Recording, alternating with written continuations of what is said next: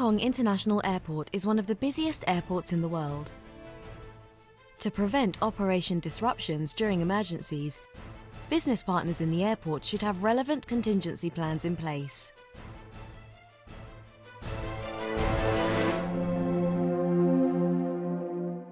Typhoon contingency plans.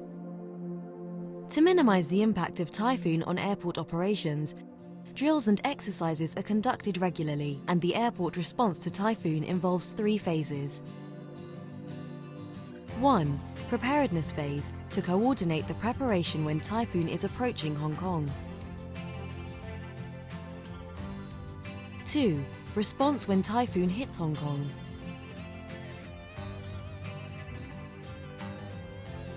And 3. Post-typhoon recovery for airport operations. When a typhoon strikes Hong Kong, a large number of travellers will be stranded at the airport as a result of delayed or cancelled flights. Coupled with reduced runway slots and flight movements right after the storm, the airport would experience tremendous pressure on operations recovery. The Airport Authority, or AA, and our business partners must work closely together during such times to ensure the continuity and efficiency of airport operations. Under typhoon emergencies, AA would coordinate the communication among all business partners and airport operators so that concerned parties can efficiently carry out the typhoon contingency measures. Typhoon coordination meetings are usually held in the HKIA Tower or at the Airport Emergency Centre, where the Hong Kong Observatory will update airport community on latest typhoon status for contingency preparations. When the Airport Emergency Centre, or AEC, is activated, all relevant organisations involved should send representatives to AEC to coordinate various response plans and to communicate necessary actions. As a result of typhoon, the original flight schedule may be disrupted. AA will coordinate with CAD and activate the Flight Rescheduling Control System, or FRCS, to recover flight operations in an orderly manner. Airlines are to send representatives to the AEC for coordination and to resubmit their flight plans within the flight rescheduling period. All submitted flights would be approved and rescheduled according to established protocols. Meanwhile, all early check-in services are to be suspended. Airlines should only provide check-in services to flights which are confirmed to depart within 3 hours. Airline and AA would advise passengers to check their flight before coming to the airport. However, passengers may still accumulate, and their assigned boarding gates may also be changed. Airlines therefore need to deploy additional staff at designated crowd management locations and provide assistance to stranded passengers, including check-in and rebooking services. AVSICO will help airlines to perform crowd management and maintain public order. Other services such as APM, food and beverage, immigration and customs clearance, as well as public transport may also need to extend service hours. Safety guidelines on airport lightning warnings. Lightning strikes would affect airfield operations, and the airport has established the Airport Lightning Warning System. Based on lightning information from Hong Kong Observatory and CLP, wireless headset procedure alerts, amber lightning warnings, or red lightning warnings will be issued at different stages of lightning condition. For amber lightning, an amber beacon will be accompanied by a single siren wailing for 5 seconds. For red lightning, a red beacon will be accompanied by a siren wailing for 5 seconds at a 25-second interval until it stands down. Under red lightning warning, all staff on apron must immediately stop their work and take shelter indoors, for example inside terminal buildings or lightning shelters. Do not stand near large equipment or metal structures. Do not cluster in groups nor remain in an open area. Airport Systems Contingency Plans. The Automatic People Mover, or APM, is a key mass transit system at the airport. When this system is suspended, AA may evacuate trapped passengers and direct other passengers to use walkways via the broadcasting system. Airline staff should assist affected passengers to proceed to required departures or arrival levels. AVSECO, customs and immigration staff should assist passengers on necessary formalities to continue their trips. The airport baggage handling system processes over 100,000 bags daily.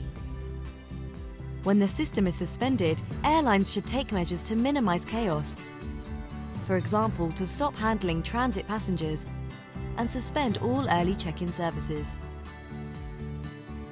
Baggage handling contractors should dispatch personnel to the AEC for the updated flight schedule and deploy additional staff to process mishandled baggages.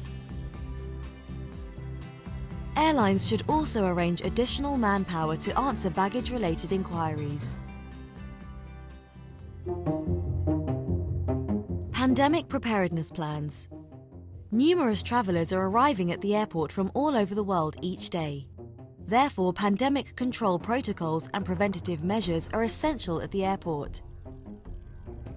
Measures implemented are in line with guidelines from Department of Health. Thermal imaging scanners are installed at strategic locations, for example, arrival hall, for temperature screenings of travellers. Travellers with fever symptoms would be taken to the designated medical post by health assistants for further evaluation. If situation warrants, the subject traveller will be taken to the airport quarantined area and be reported to the Department of Health for follow-up actions. When the Department of Health raises the pandemic alert level, arrival and transit passengers may be required to complete health declaration forms. Business partners should familiarise themselves with pandemic response plans by attending regular seminars conducted by the Port Health Office and participating in drills organised by AA. Pamphlets, posters and public announcements are available to raise the awareness of airport users on latest pandemic information. Quarantine measures for inbound pandemic infection. When there is suspected pandemic infection on board an inbound flight, control measures would be jointly carried out by AA, Department of Health, Port Health Office, Centre for Health Protection, airline operators, police, immigration and hospital authority. Affected passengers will be examined and isolated to receive proper medical care. Pandemic control measures will be implemented on board and at the airport to prevent the spreading of disease into Hong Kong. The handling of suspected infection case includes 1. Immediate report to the Port Health Office. 2. Risk assessment of infection for other onboard passengers. 3. Quarantine of suspected cases to prevent pandemic infections from entering Hong Kong. 4. Follow-up on persons in contact with suspected patient by Centre for Health Protection. 5. Health protection to the handling staff. As pandemic infections could be developed quickly, all airport staff must remain vigilant to follow guidelines from Department of Health and pay attention to personal hygiene to defend against pandemics. Land Transport Disruption Contingency Plans. The North Lantau Highway and Airport Express Line are the only land links connecting Hong Kong International Airport and the city.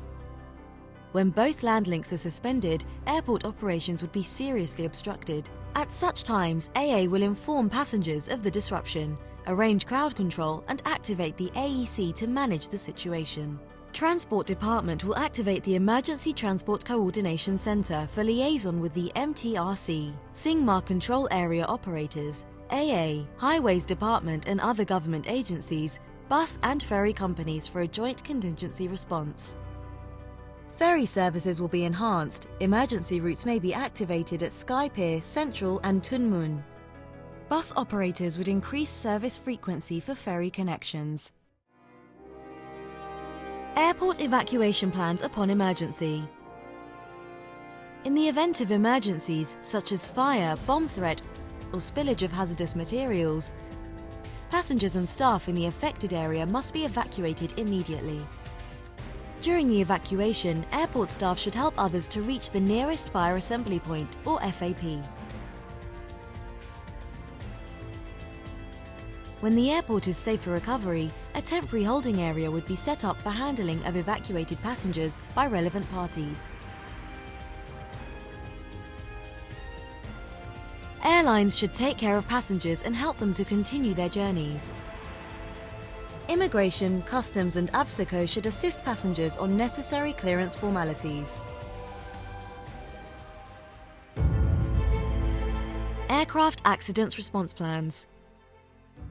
During an aircraft accident, all operators at the airport will be mobilised immediately. According to ICAO standards, an effective emergency response plan should be established by the airport operators, airlines, and government departments in advance. All parties should coordinate with each other on emergency response. Accident Site Management, Command and Control. Fire Services Department will be responsible for firefighting and rescue. Police will cordon off the scene for site control. Passengers will be guided to the triage area and injured passengers will be conveyed to hospitals. Uninjured passengers and flight crew will be transported to the Passenger Reception Centre, or PRC, by designated airline vehicles. At the PRC, airline staff will identify passengers according to the manifest, followed by police interview and immigration clearance.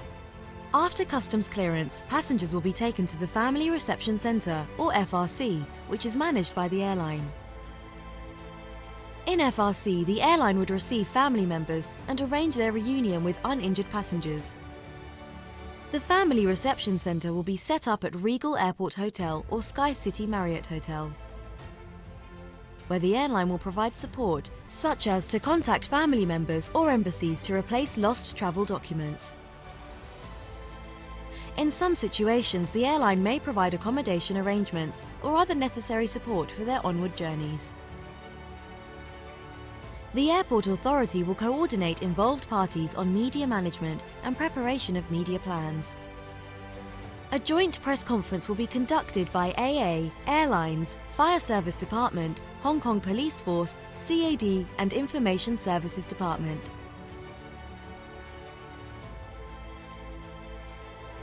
It is important that a coordinated media response is worked out and agreed upon by key stakeholders.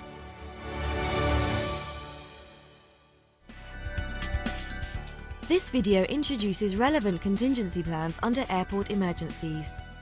The successful implementation of these plans depends on effective communication and collaboration among all business partners at the airport, which is critical to the continuity of airport operations against any disruptions.